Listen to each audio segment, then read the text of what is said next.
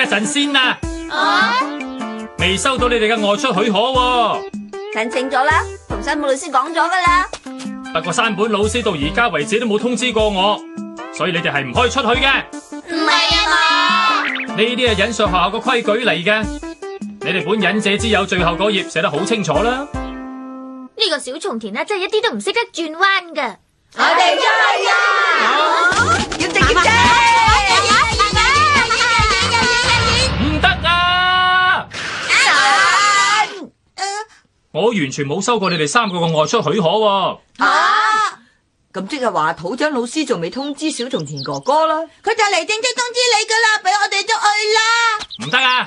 唔係啊嘛，夾硬你啦。話咗唔得就唔得啊！點解喎？機會嚟啦！仲唔聽啊？我哋出去啦！絕對唔可以啊！唔得！點解我哋3個唔可以出去？你又唔去阻止嗰班女仔，好唔公平啊！豆腐咖啡一定好難飲啫，係唔公平啊！唔公平，係啊，唔公平噶。唔理點都好，總之唔得就唔得。好新鮮喎，平啲得唔得啊？買咩好呢？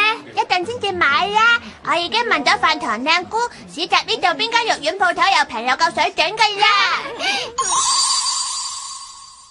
行啦行啦，間鋪喺邊啊？應該係喺嗰邊。哇，睇下好味喎！我哋買少少試下，唔該要3粒。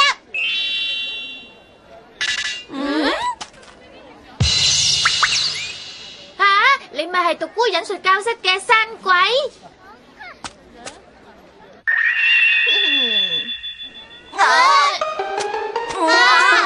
要4粒肉丸啦！佢咁算係咩態度啊？見到我哋連招呼都唔打過，真係見到就嬲啦！哎呀，唔係啊嘛，你想同佢鬥過啊？總之我唔想輸俾佢啦。不過我覺得我哋9之1教室嘅女人蛋唔使同毒蛋鬥啫。唔得，一定要教訓下佢。俾6粒肉丸我。原來諗住同佢鬥買得多肉丸，點樣啊？我哋女人蛋又點可以輸俾呢啲咁嘅毒蛋啊？俾8粒肉丸我啊！山鬼擺明就想鬥過啦。12粒肉丸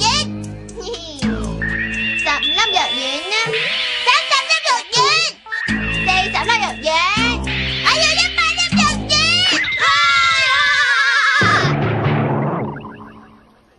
竟然買咗咁大堆肉丸，點食得晒呀？但係唯有食得幾多就食幾多啦。係啦，你哋喺度食住肉丸先，我有個地方想去睇下噶。吓？邊度啊？我聽人講呢度有一個只要掟錢落去就一定有求必應嘅許願池塘嘅。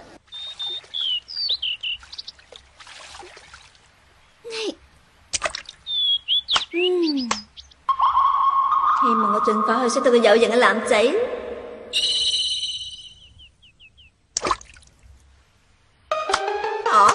係山鬼！原來山鬼你想搵翻個男仔朋友。唔得咩？希望我識嘅男仔朋友會有型過雪子嗰個男仔朋友。你講乜嘢啊？咪發夢啦！我識嘅男仔朋友一定有型過你嘅男仔朋友啊！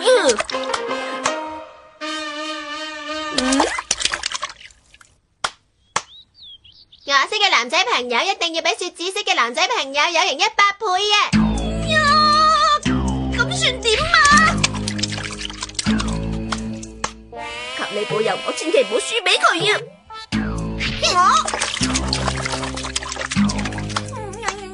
保佑我千祈唔可以輸俾嗰個雪子啊！好啦，咁就掟晒落去啊！雪子啊！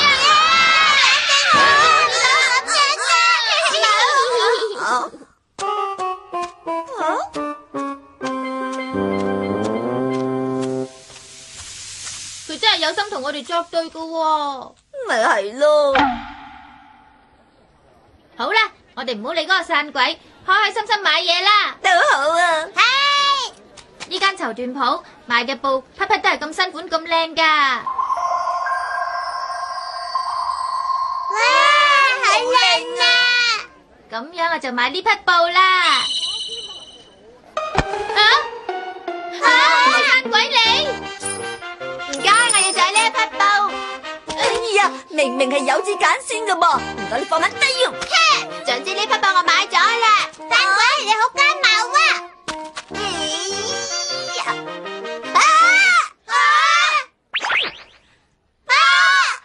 你咪走啊！你走唔甩噶啦！點先走得甩咧？山鬼！救我！喂，俾翻匹布我。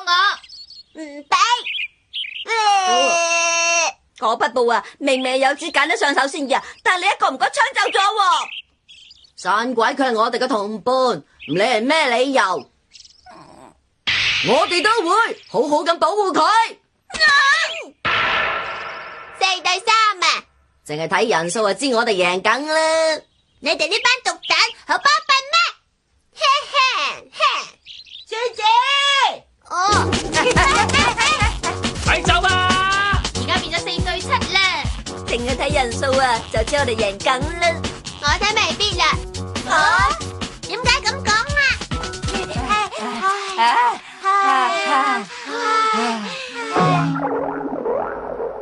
令太郎、小丸、三丁，我請你哋食肉丸，你哋肯唔肯企喺我哋呢一邊啊？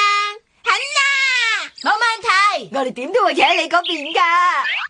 可唔可以俾我加入埋啊？